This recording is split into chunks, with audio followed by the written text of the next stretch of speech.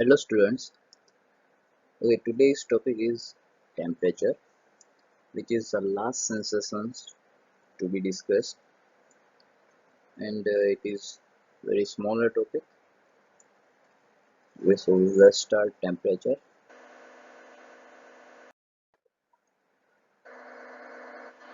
Is one of the general sense. That means we can perceive temperature over our whole of the body.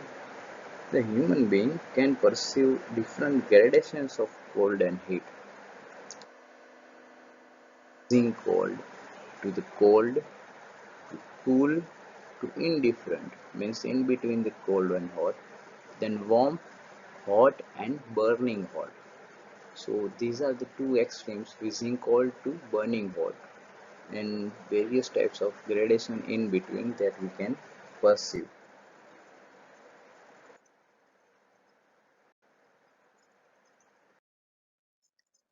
Okay, so now we'll talk about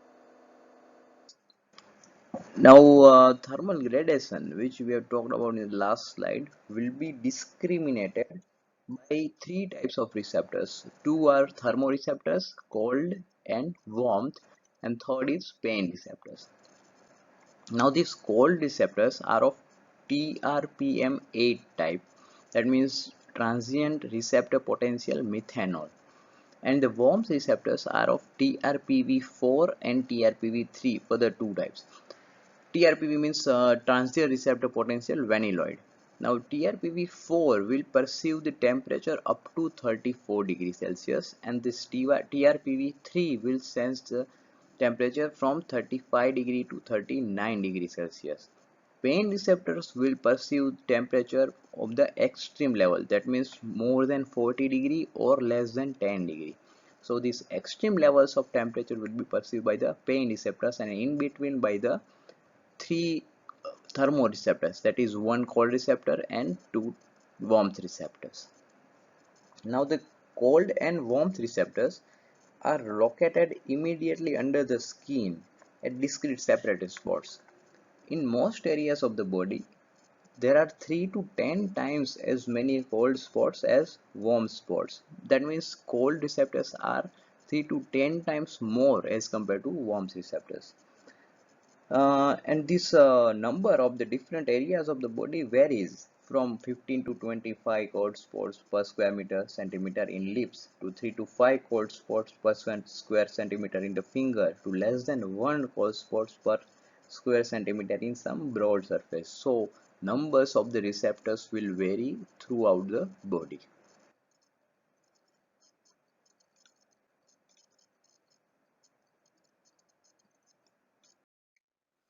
Okay, so now receptors, when get stimulated, will send the signals to the nerve fibers, and these nerve fibers will carry the signal from the receptors to the brain.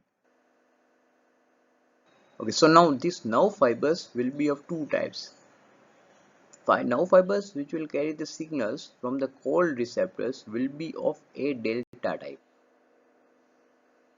These nerve fibers will carry the signals at the velocity of 20 meter per second, and they are myelinated. Now, some of the sensations are believed to be transmitted in type C as well. Now, warm signals from the warm receptors will be transmitted via type C nerve fibers at the velocity of 0.4 to 2 meter per second, and these are unmyelinated. So they are slower and unmyelinated as compared to the nerve fibers which will carry the cold sensation, which are of a delta type.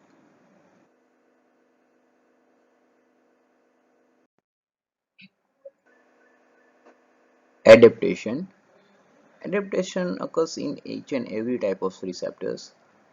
Now these thermal receptors will also get adapted.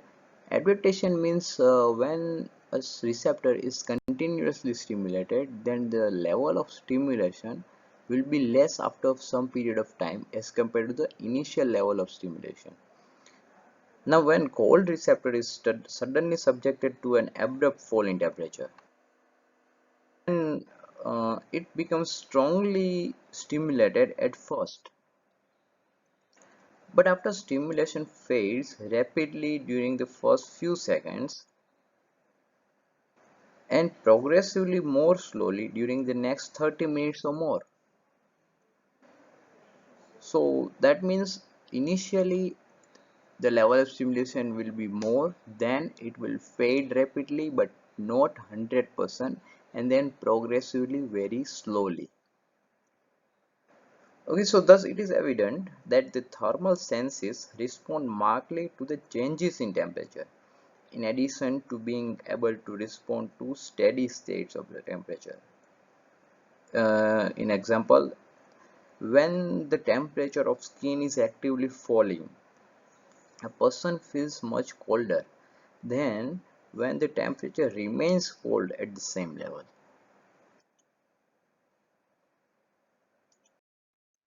Okay, now let's talk about the how these receptors get stimulated. Mechanism of stimulation of these thermal receptors.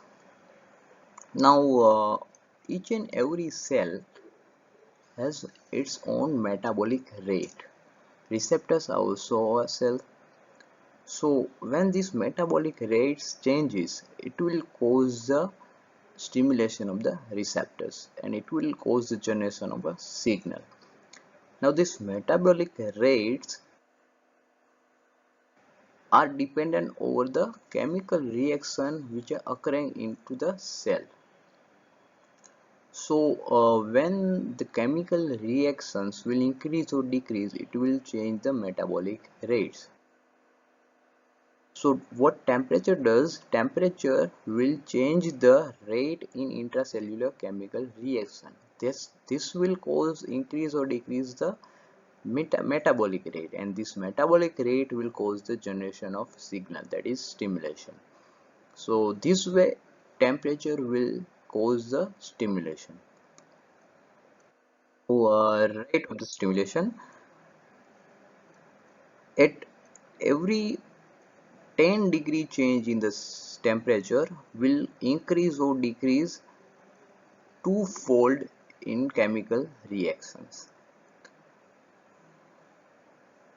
So in other words, thermal detection probably results not from direct physical effects of the heat or cold or the nerve endings, but from the chemical stimulation of the endings as modified by the temperature.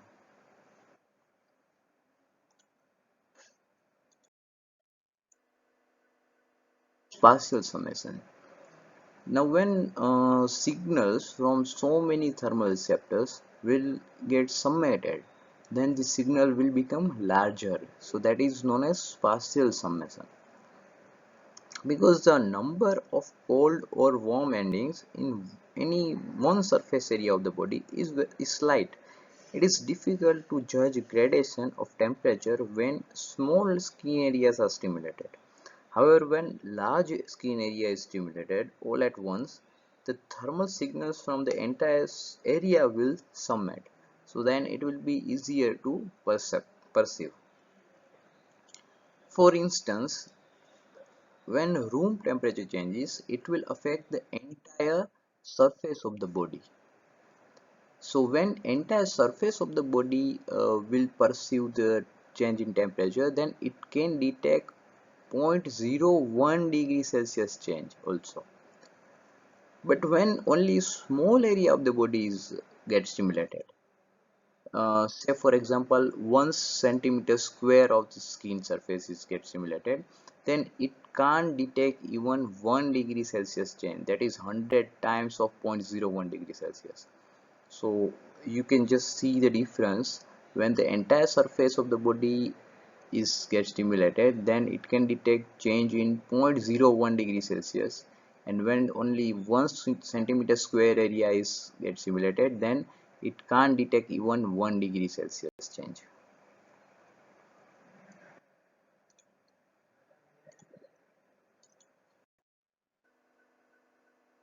Okay, now the last important topic, and that is pathway.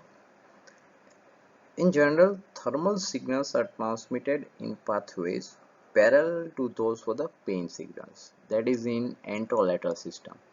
So enterolator system is basically responsible for the transmission of pain and temperature both, but there is slight difference. Now on entering the spinal cord, the signals will travel for a few segments upward or downwards in track of Leisure and then terminate mainly in lamina 1, 2 and 3 of the dorsal horns. That is same as for pain. Now after a small amount of processing but by one or more cord neurons, the signals enter long ascending thermofibers that will cross to the opposite side and enterolateral sensory tract will be formed and then terminate in two areas. One is reticular area of the brainstem and the second one is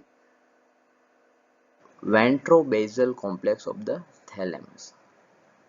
Now fibers which will terminate in ventrobasal complex of the thalamus will also relate to the cerebral somatic sensory cortex. Okay, so that is the whole pathway of the temperature.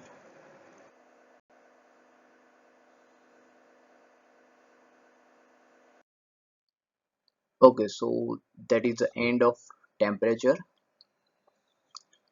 Now let's see what we have discussed in central nervous system until now. Central nervous system is further divided in two parts, sensory and motor. Sensory further can be divided in two parts, general senses and special senses. Now what we have discussed in general senses are touch, various types of touch, pain and temperature in last. So general senses are over, and in special senses we have discussed vision, hearing, taste and smell. So special senses are also over. The sensory part is over now. What remains is motor part. Okay, so from the next time we'll start discussing motor part of the central nervous system. Thank you.